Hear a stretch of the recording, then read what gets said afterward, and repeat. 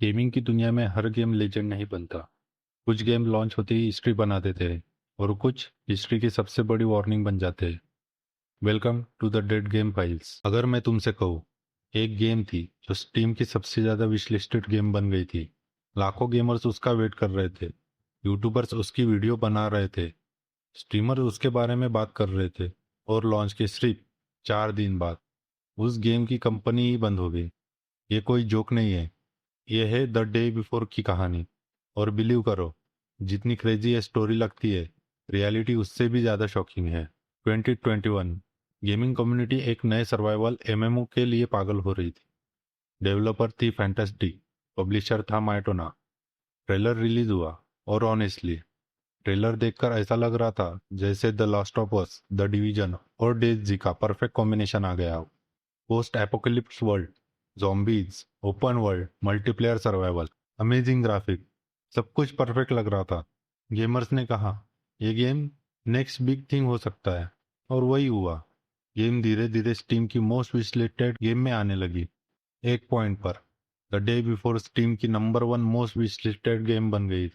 सोचो, जीटीए नहीं, call of duty नहीं, एक अननोन स्टूडियो की गेम। नंबर 1 हाइप इंसेंट थी, लेकिन प्रॉब्लम भी स्टार्ट हो चुकी थी। लॉन्च से पहले ही गेम मल्टीपल टाइम्स डिले हुई। पहले डिले, फिर डिले, फिर और डिले। हर बात हर बार डेवलपर नए एक्सक्यूजेस देता। कभी ट्रेडमार्क इशू, कभी डेवलपमेंट इशू, कभी टेक्निकल इशू। और गेमर्स को थोड़ा थोड़ा डाउट आने लगा। लेकिन हाइप इतनी ज्यादा थी कि लोग फिर भी बिलीव कर रहे थे। फिर कम्युनिटी ने स्ट्रेंज चीज नोटिस करना स्टार्ट कर दिया। गेम प्ले फुटेज कम थी, प्रोमिसेस बहुत ज्यादा थे, मार्केटिंग एग्रेसिव थी, और डेवलपर्स के स्टेटमेंट भी कंफ्यूजिंग हो जा रहे थे। लेकिन जब हाइप पीक पर हो, तब लोग रेड फ्लैग्स इग्नोर कर देते हैं। और यही हुआ। Finally December 7, 2023, the days before launch हुई, और बस कुछ घंटों में सब कुछ टूट गया। लिटरली सब कुछ। गेमर्स को जो गेम दिखाई गई थी, लॉन्च पर वो गेम थी ही नहीं। एडवर्टाइज एमएमओ एक्सपीरियंस मिसिंग था, ओपन वर्ल्ड एक्सपेक्टेशन मिसिंग थी। कई प्लेयर्स ने कंप्लेंट किया, गेम एडवर्टाइज विजन से कम्प्लीटली अलग निकली। स्टीम रिव्यूज क्रैश करने लगे, नेगेटिव रिव्यूज फ्लड होने लगे। स्टीमर शॉक थे, यूट्यूबर शॉक थे, गेमर्स गुस्से में थे, और इंटरनेट पर एक ही क्वेश्चन था, हमने 3 साल किस चीज का वेट किया। लेकिन असली शॉक अभी आना बाकी था। लॉन्च के सिर्फ 4 दिन बाद फैंटास्टिक ने अनाउंसमेंट कर दी, स्टूडियो बंद हो रहा है। हाँ, 4 दिन, सिर्फ 4 दिन। कंपनी ने ऑफिशियली बोला कि the day before officially fail हो गई है, और उनके पास डेवलपमेंट कंटिन्यू करने के पैसे नहीं बचे। गेमिंग हिस्ट्री में ऐसे केसेस बहुत रेयर है। एक गेम रिलीज हो और उसके 4 दिन बाद डेवलपर स्टूडियो ही बंद हो जाए। अब सवाल यह है, गेम ने कितना कमाया? एग्जैक्ट रेवेन्यू पब्लिक नहीं हुआ, लेकिन लीक रिपोर्ट के अकॉर्डिंग गेम ने रफली 2,01,000 कॉपीज सेल की थी। प्रॉब्लम, लगभग 46% रिफंड रेट रिपोर्ट की गई।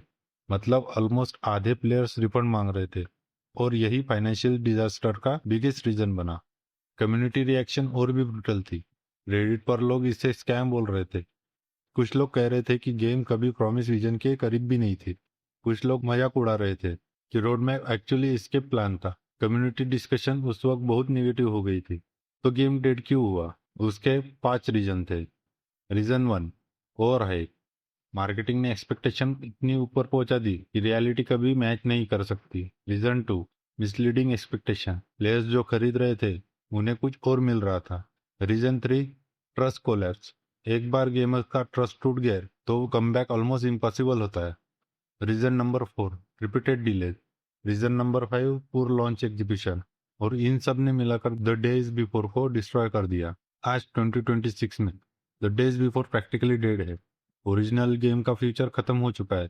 फैंटास्टिक ने कमबैक की कोशिश की थी और नए प्रोजेक्ट अनाउंस किए थे, लेकिन गेमिंग कम्युनिटी का ट्रस्ट अभी भी वापस नहीं आया। और शायद यही स्टोरी का सबसे बड़ा लेसन। ग्राफिक्स से गेम नहीं बिकती, ट्रेलर से गेम नहीं टिकती, हाइप से गेम सर्वाइव नहीं करती, ट्रस्ट से करती है। और द डे बिफोर ट्रस्ट खो बैठी। इसीलिए स्टीम की मोस्ट विशलिस्टेड गेम गेमिंग हिस्ट्री की सबसे फेमस फेल्योर में से एक बन गई। और इसीलिए आज इसकी फाइल परमानेंटली ऐड हो चुकी है डेड गेम फाइल्स में।